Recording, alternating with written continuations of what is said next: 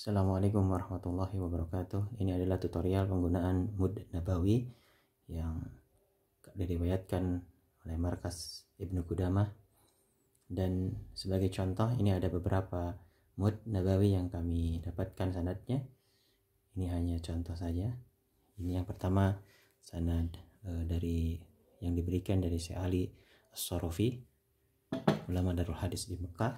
Kemudian ini adalah mud nabawi dari riwayat Syekh Abdurrahman Syiraj dari ulama mud di Madinah, ahli mud dari Madinah. Adapun yang ada di sini adalah yang kami riwayatkan, yang kami gandakan mudnya, yaitu riwayat dari Syekh Yahya bin Utsman al-Mudaris di Masjidil Haram.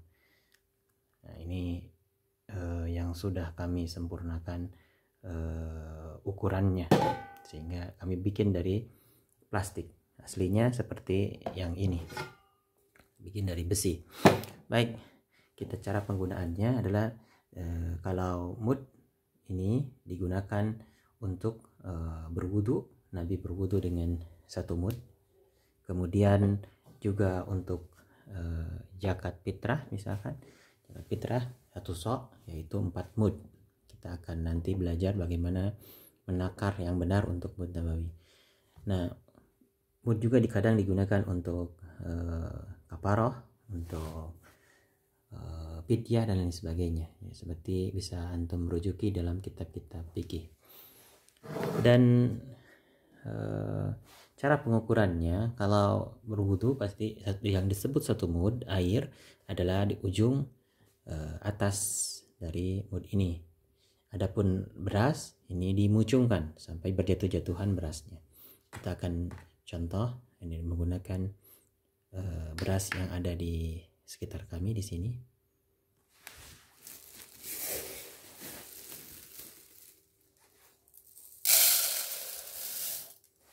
Kita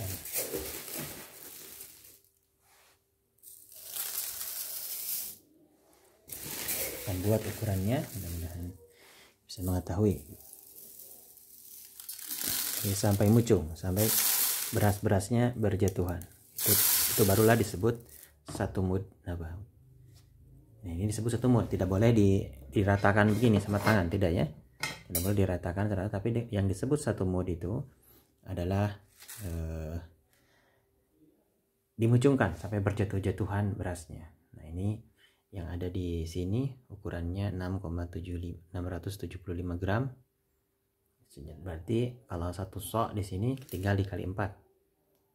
Nah, satu sok dikali 4, mud dikali 4 untuk zakat fitrah untuk satu orang muslim, langsung dikali 4. Ukurannya begini ya, beras dimucungkan. Ini tidak boleh diratakan, tidak boleh diratakan.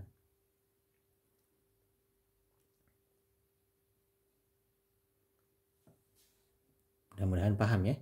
Mudah-mudahan paham ini bagaimana cara menakar mud nabawi yang benar. Adapun sanad yang digunakan dalam mud nabawi ini sebenarnya tidak sahih sampai kepada Rasulullah Shallallahu Alaihi Wasallam. Tapi Rasulullah memerintahkan kita agar menggunakan mud ahli Madinah, bagaimana yang sahih dalam hadis Rasulullah. Jadi memerintahkan agar berzakat menggunakan mud orang ahli Madinah. Dan alhamdulillah mud ini sahih kepada ahli Madinah. Jadi masih tetap diriwayatkan dan digunakan oleh para ulama. Dan insya Allah yang akan disebarkan oleh markas adalah mud yang diriwayatkan oleh Syekh Yahya bin Utsman, karena di sini ada beberapa riwayat seperti berbeda bentuknya, tetapi ini kalau kita praktekkan dicoba dengan beras yang sama, ini ukurannya menjadi mirip walaupun bentuknya berbeda. Ini lebih pendek daripada mud Syekh Ali As-Sorofi, lebih pendek, tapi dia lebih lebar. Jadi mucungnya lebih banyak.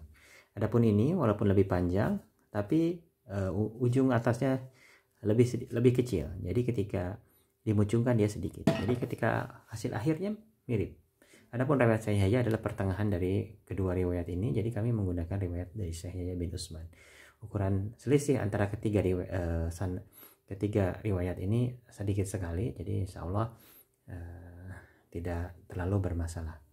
Kemudian berapa satu mud ini kalau dikonvert ke kilogram? Ini tidak bisa disamakan karena beras jenis beras itu berbeda-beda tergantung kadar air yang terkandung di dalam beras tersebut. Ada yang berat, ada yang ringan, tergantung menjemurnya, tergantung kekeringannya, tergantung jenis beras dan seterusnya. Jadi tidak bisa kita menggeneralisir satu mud itu berapa kilo, berapa gram misalkan, itu tidak bisa. Ini tergantung jenis berat, karena ini adalah volume bukan berat. Jadi sekali lagi, kalau antum memiliki mud nabawi ini, insya Allah tidak akan bermasalah berapapun berapa beratnya, itu tidak akan menjadi masalah karena yang kita hitung adalah volume bukan berat. Baik, mudah-mudahan bermanfaat. Barakallahu li wa lakum.